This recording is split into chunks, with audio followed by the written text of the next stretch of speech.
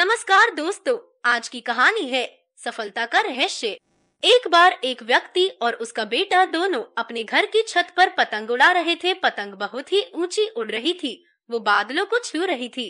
तब उसका बेटा उस व्यक्ति से कहता है कि पापा, ये पतंग इस डोर से बंधी हुई है, जिस कारण और ऊंची नहीं जा रही है। इस डोर को तोड़ देना चाहिए।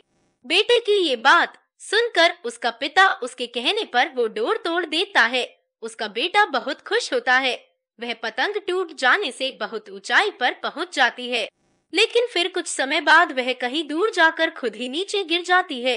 ये देख उस व्यक्ति का बेटा उदास हो जाता है। फिर वह व्यक्ति उसे कहता है कि अक्सर हमें लगता है कि हम जिस ऊंचाइयों पर है, उस ऊंचाई से और भी ऊपर जाने से कुछ चीजें हमें रोक रही है, जैसे हमारा अनुशासन, रिश्ते, माता पिता और परिवार।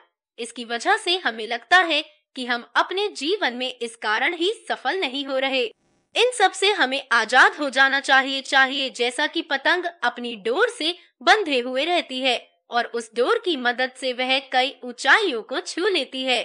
उसी तरह हम भी अपने परिवार और रिश्तेदारों से बंधे हुए हैं। यदि हम इस धागे से जुड़े हुए रहेंगे तो कई ऊंचाइयों को छू लेंगे, लेकिन यदि हम इस धागे को तोड़ देंगे तो ठीक इसी पतंग की तरह कुछ समय तक ही सफलता से उड़ पाएंगे, अंत में नीचे गिर कर ही रहेंगे।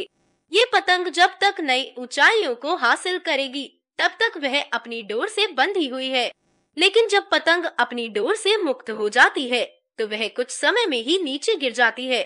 उसी प्रकार हमें भी अपने जीवन में रिश्तों की डोर से बंधे हुए रहना चाहिए, जिससे हम अपने जीवन में नई ऊंचाइयां हमेशा हासिल करते रहे।